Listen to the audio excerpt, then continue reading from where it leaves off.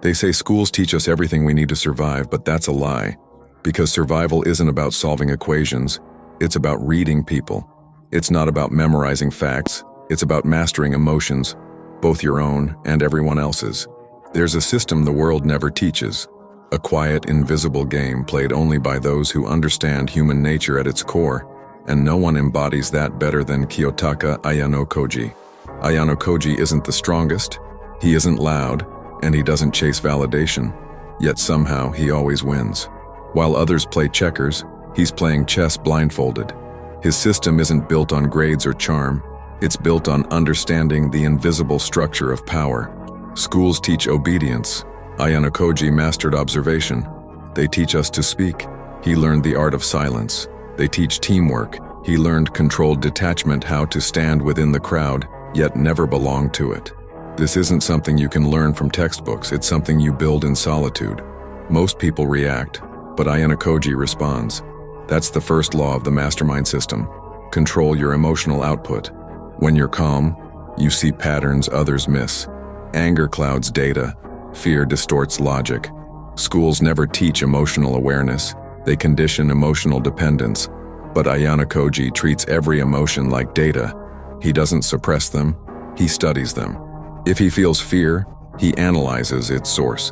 If he senses manipulation, he watches, not fights.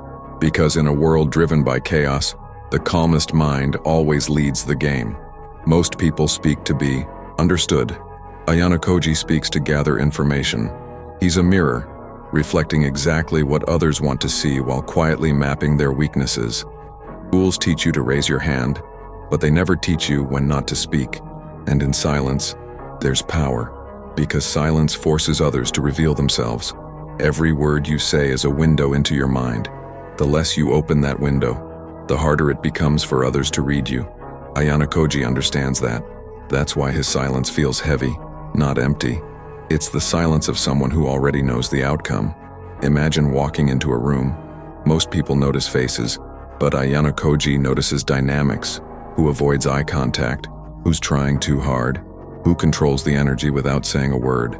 Observation is the third law of the mastermind system. The ability to collect invisible data, tone, body language, timing, and use it to predict behavior. Schools test your memory. Ayanokoji tests your perception. Because success in life doesn't depend on what you know, it depends on what you notice. People call Ayanokoji manipulative, but manipulation isn't evil when it's driven by strategy, not ego. He doesn't control people to dominate them. He controls outcomes to maintain order. That's the difference between chaos and precision. And that's another thing schools never teach: how to use influence responsibly.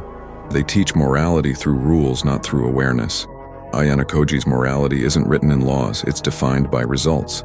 The deeper you study Ayanokoji, the more you realize he's free because he's detached. He doesn't chase recognition, approval, or belonging. He uses systems, not emotions, to make decisions. Detachment doesn't mean he doesn't care, it means he refuses to be controlled. And that's the essence of the mastermind system. When you stop being predictable, you become untouchable. Schools will teach you history, but they'll never teach you human nature. They'll teach you to calculate numbers, but never how to calculate intentions. The Ayanokoji Mastermind System is the hidden curriculum of life. Control your emotions, master your silence, observe everything, attach to nothing. Because the world doesn't reward the loudest, it rewards the most aware.